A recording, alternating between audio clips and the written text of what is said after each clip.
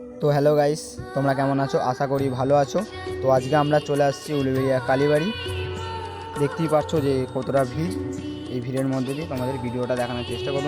এইটা হচ্ছে মন্দিরের গেট। আমরা এবার ভেতরের দিকে রওনা দেবো, যাবো আর কি। ঠিক আছে, তোমরা ভিডিওটা দেখো।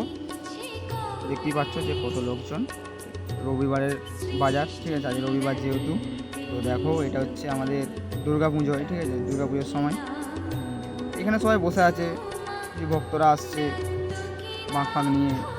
একটা দিদি আলপনা দিচ্ছে, দেখো আলপনা কত সুন্দর আলপনা দিয়েছে, দেখো অনেক সুন্দর লাগছে আলপনাটা। দিদিরা আলপনা দিচ্ছে দেখছি অনেকক্ষণ ধরে, ঠিক আছে।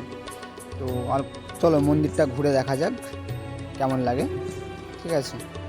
এই দেখো এখানে একটা আলপনা দিয়েছে, খুব সুন্দর আলপনা। লাইটটা দেখো কত সুন্দর লাইট, সন্ধ্যার পরে লাইট জ্বাললে ভালোই লাগে, ঠিক আছে। তো দেখো তোমরা কত সুন্দর লাগছে, লাইট ফাইট দিয়েছে, ঠিক আছে। মন্দিরটা দেখো, মায়ের দেখি সন্ধ্যা আরতি এদিকে চালু হয়ে গেছে। আমরা এবার মায়ের সন্ধ্যা আরতি দেখতে যাব। মন্দিরটা ভালোভাবে আসছে না, তো মন্দিরটা তোমাদের ভালোভাবে দেখানোর চেষ্টা করছি।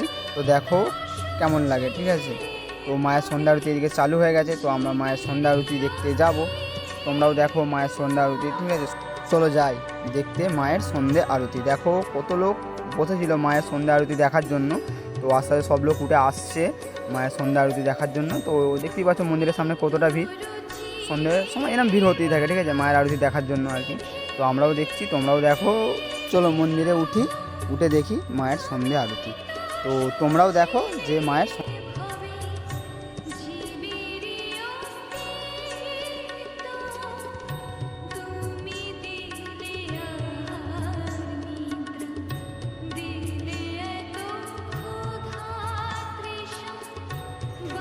তোমাদের পুরো আরতিটা দেখাতে পারলাম না। গেটের সামনে এতটাই ভিড় লেগে গেছিলো যে গেটের সামনে দাঁড়া দিচ্ছিলো না, তাই আমরা সাইডে চলে আসলাম।